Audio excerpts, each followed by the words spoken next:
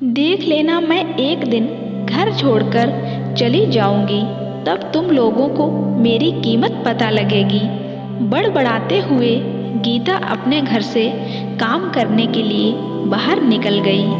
गीता की इस चेतावनी का उसके माता पिता और भाई बहन पर कोई असर नहीं पड़ता था, क्योंकि वे जानते थे कि वह अगर घर छोड़कर जाएगी तो जाएगी कहाँ, आना तो वापस ही पड़ेगा।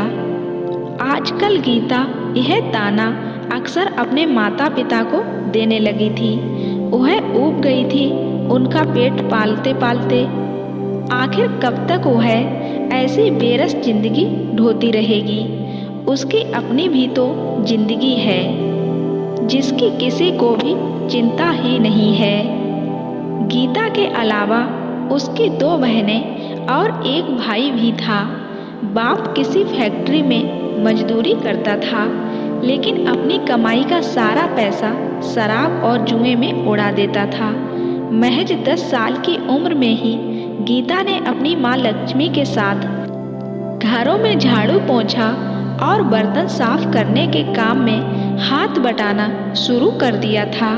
वह बहुत जल्दी ही खाना बनाना भी सीख गई थी, क्योंकि उसने देखा था कि इस पेशे में अच्छे पैसे मिलते हैं, और उसने घरों में खाना बनाने का काम शुरू कर दिया। धीरे धीरे गीता ब्यूटिशियन का कोर्स किए बिना ही फेशियल मेकअप आदि सीखकर थोड़ी और आमदनी भी करने लगी। बचपन से ही गीता बहुत जुझारू थी। लक्ष्मी पढ़ी लिखी नहीं थी, लेकिन वह अपने बच्चों को पढ़ाना चाहती थी, इसलिए वह भी जी तोड़ मेहनत करके पैसा कमाती थी, जिससे कि उसके बच्चे पढ़ सकें। लक्ष्मी स्वभाव से बहुत सरल और अपने काम के प्रति समर्पित थी, इसलिए कॉलोनी में जिस घर में वह काम करती थी वे उसे बहुत पसंद करते थे, और जब भी उसे ज़रूरत पड़ती उसकी पैसे और सामान देकर मदद करते थे। समय बीतता गया। गीता ने प्राइवेट से इम्तिहान देकर बीए की डिग्री हासिल कर ली। हैदराबाद में रहने से वहाँ के माहौल के चलते उसकी अंग्रेजी भी बहुत अच्छी हो गई थी। लोग गीता की तारीफ करते नहीं थकते थे कि पढ़ाई के साथ वह घर का खर्चा भी चलाने में अपनी माँ के काम में कमतर समझकर उसकी मदद करने में कभी कोताही नहीं बरतती थी। इसके उल्टा गीता की दोनों बहनों ने रेगुलर रहकर पढ़ाई की, लेकिन कभी अपने माँ के काम में हाथ बटाया नहीं, क्योंकि पढ़ाई के चलते अहंकार बस उनको उस काम का छोटा लगता था, बल्कि वे तो अपने घर का काम भी नहीं करना चाहती थी। दिन भर पढ़ना या टेलीविज़न देखना ही उनकी दिनचर्या थी। गीता उनको कुछ कहती तो वे उसे उल्टा जवाब देकर उसका मुंह बंद कर देती। लक्ष्मी भी उनका पक्ष लेते हुए कहती थी कि अभी वे छोटी हैं, उनके खेलने कूदने के दिन हैं। गीता के भाई राजू ने इंटर के बाद पढ़ाई छोड़ दी। उसका कभी पढ़ाई में मन नहीं लगा, लेकिन सपने उसके काफ़ी बड़े थे। दोस्तों के साथ मोटरसाइकिल पर घूमना और देर रात तक घर लौटकर अपनी बहनों पर रौब ढांकना उसकी दिनचर्या में शामिल हो गया था। लक्ष्मी अपने लाडले इकलौते बेटे की हर जिद के सामने हार जाती थी, क्योंकि वह घर छोड़कर चला जाएगा ऐसी धमकी देकर अपनी हर बात मनवाना चाहता था। एक बार राजू मोटरसाइकिल खरीदने की जिद पर अड़ गया तो लक्ष्मी ने लोगों से उधार लेकर उसकी इच्छा पूरी की। किसी ऊंची पोस्ट पर काम करने वाले आदमी, जिनके यहाँ दोनों माँ बेटी काम करती थी, से कहकर दूसरे शहर में राजू की नौकरी लगवाई कि अपने दोस्तों से दूर रहेगा तो उसका काम में मन लगेगा। उसके लिए पैसों की जरूरत पड़ी तो लक्ष्मी ने अपने कान के सोने के बूंदे गिरवी रखकर उसकी भरपाई की। एक दिन अचानक राजू अच्छी खासी नौकरी छोड़कर गायब हो गया। पूरा परिवार उसकी इस हरकत से बहुत परेशान हुआ। कुछ महीने बाद पता चला कि राजू तो एक लड़की से शादी करके उसके साथ इसी शहर में रह रहा है। वह लड़की किसी ब्यूटी पार्लर में काम करती थी। लक्ष्मी और गीता को यह जानकर बड़ी हैरानी हुई कि उन लोगों ने उसका भविष्य बनाने के लिए क्या कुछ नहीं किया और उस लड़की के चक्कर में अपने कैरियर की भी परवाह नहीं की। राजू के इसी शहर में रहने के चलते आए दिन उसकी खबर इन लोगों को मिलती रहती थी। लक्ष्मी किसी तरह कोशिश करके उसकी नौकरी लगवाती, वह फिर नौकरी छोड़कर घर बैठ जाता। जरूरत पड़ने पर वह जब तक लक्ष्मी से पैसे की मांग करता तो अपने बेटे के प्यार में सब कुछ भूलकर वह उसकी मांग पूरी करती। अब गीता को अपनी मां लक्ष्मी की राजू के प्रति हमदर्दी अखरने लगी।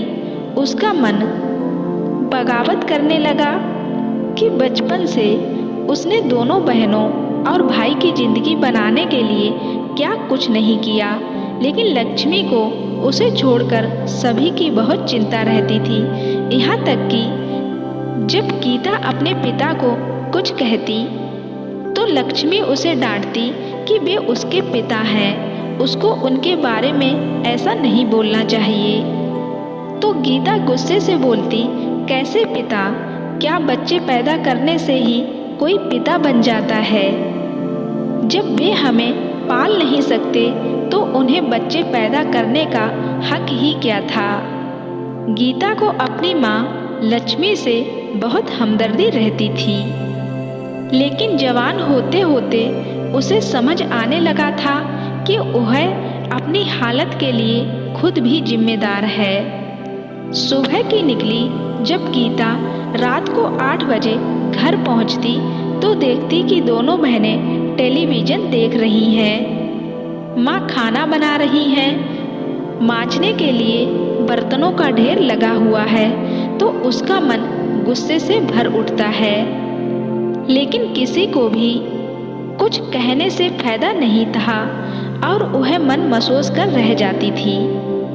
गीता ने अब बीएड भी कर लिया था और वह एक स्कूल में काम करने लगी थी, लेकिन उसने खाली समय में घरों के काम में माँ का हाथ बटाना नहीं छोड़ा था। स्कूल से जो तनख्वाह मिलती थी वह तो पूरी अपनी माँ को दे देती थी, लेकिन घरों से उसे जो आमदनी होती थी वह अपने पास रख लेती थी। देखते ही देखते गीता 26 साल की हो गई थी, लेकिन उसकी शादी की किसी को चिंता ही नहीं थी।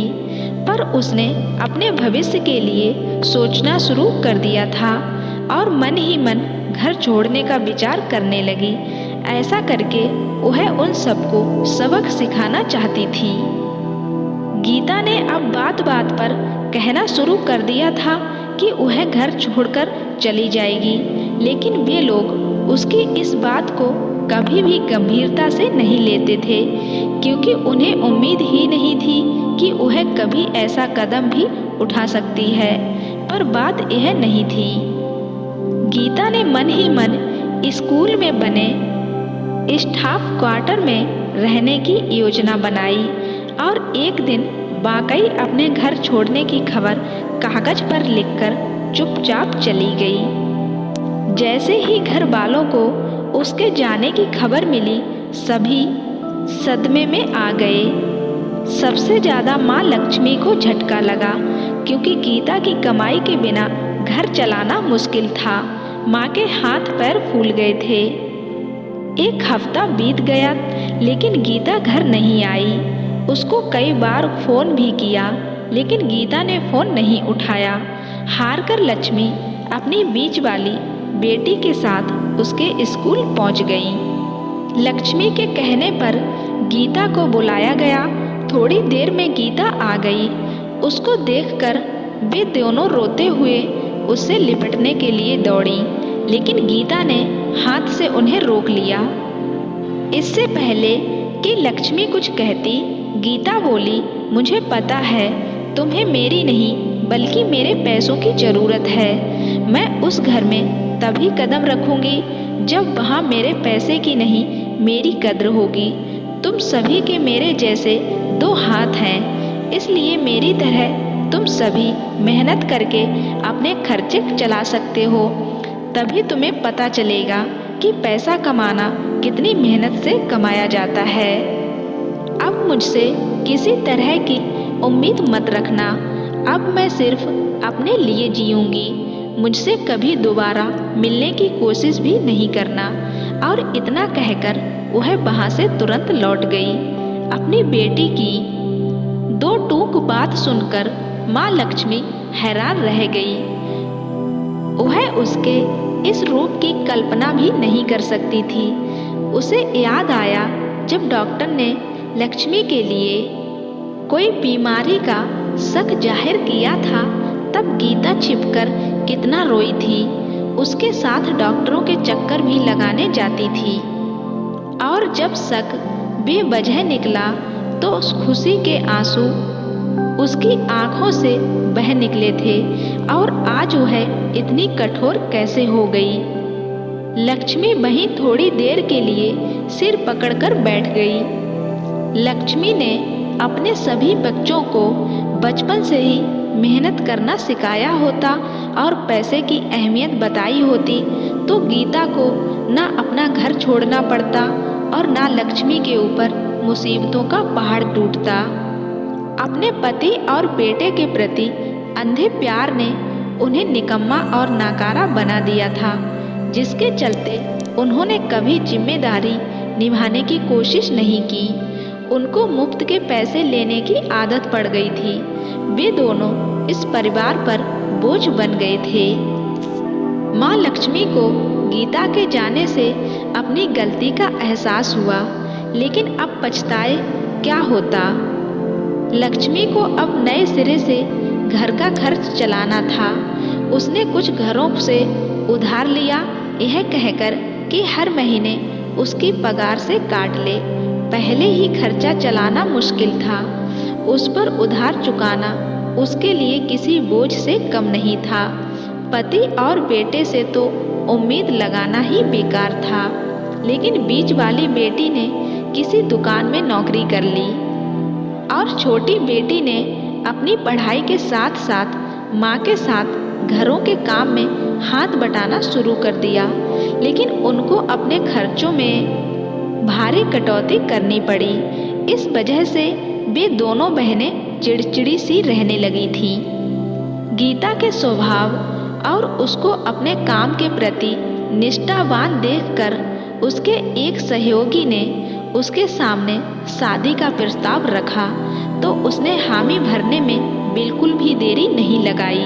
शादी के बाद गीता ने घर और स्कूल की जिम्मेदारी बखूबी निभाकर सबका मन मोह लिया और सुखी से अपनी जिंदगी जीने लगी।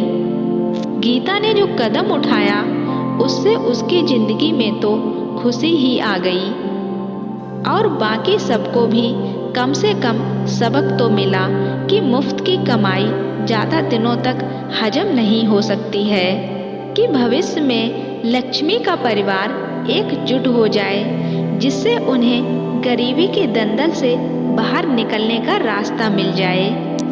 सबक दोस्तों, यह कहानी अगर आपको पसंद आई हो तो वीडियो को लाइक शेयर ज़रूर कर देना और अगर आप मेरे चैनल पर नए हैं तो मेरे चैनल को भी सब्सक्राइब ज़रूर कर देना, जो ऐसी ही खूबसूरत कहानी आपको मिलती रहे।